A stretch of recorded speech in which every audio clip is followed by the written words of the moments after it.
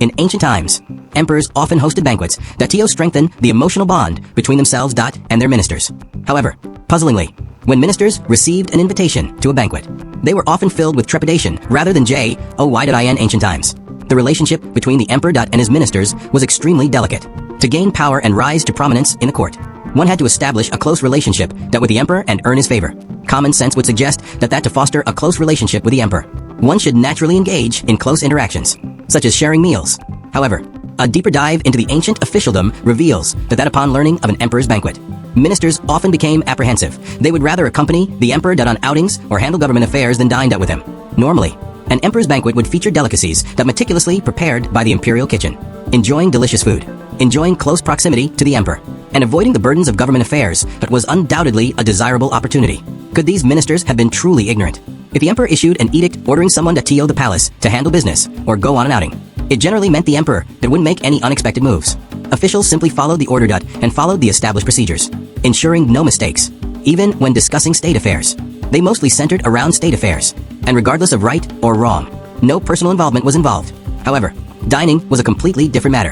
When the emperor invited you to a meal, especially individually, it meant his full attention was on you. A single misstep could be magnified immensely. It's like dining with a leader today.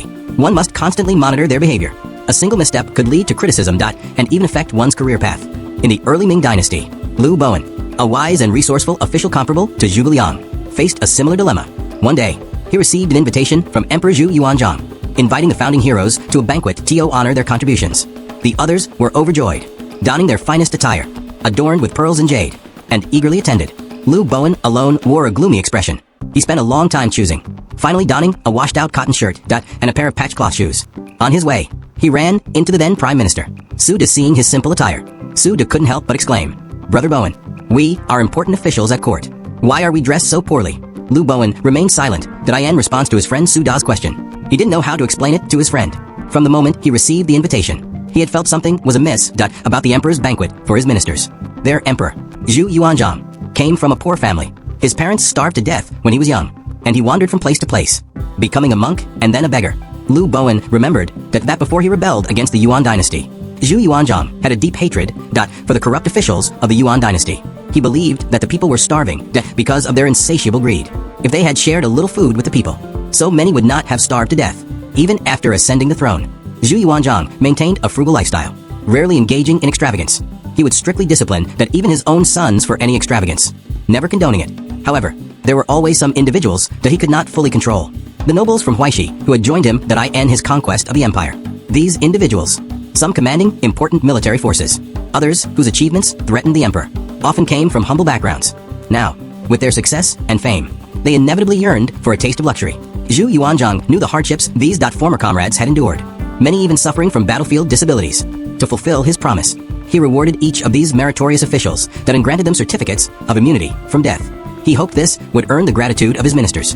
But these generals, uninformed by the teachings of sages, viewed the rewards as their own due. In their eyes, Zhu Yuanzhang was but a destitute beggar, whose ascension to the throne was entirely due to the support of the people, and that anyone else could have accomplished his imperial feat gradually.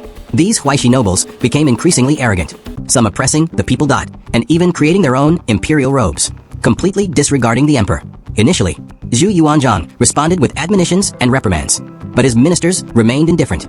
Seeing no success, Zhu Yuanzhang changed his usual behavior and showed unusual tolerance towards his ministers. He emulated Tang Taizong, Li Shimin, and planned to build a celebration tower for the Ming dynasty, modeled after the Lingyan Pavilion. Zhu Yuanzhang's unusual behavior puzzled Liu Bowen, and when he received an invitation to a celebration banquet, his unease intensified. However, upon seeing the celebration tower in person, all his doubts were resolved.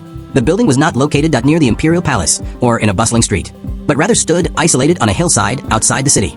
From the outside, the celebration tower appeared imposing, but upon entering, Liu Bowen discovered that the windows were unusually small, their frames reinforced by thick wooden beams.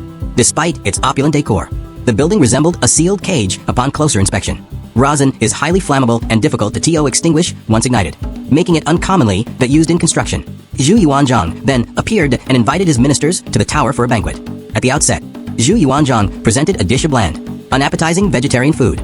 The other ministers, accustomed to lavish indulgences, complained that Zhu Yuanzhang had become stingy since ascending the throne and demanded delicacies from the land and sea. Zhu Yuanzhang sighed deeply and ordered his guards to serve the delicacies. After 3 rounds of drinking, everyone was intoxicated and boasted about their military exploits. Later, Liu Bowen noticed that Zhu Yuanzhang had ordered his guards to serve 3 more dishes: braised rabbit, cooked dog meat, and bird's nest soup. They looked delicious and enticing. At that moment, Suda was still urging Liu Bowen that Tio hurry up and taste the food.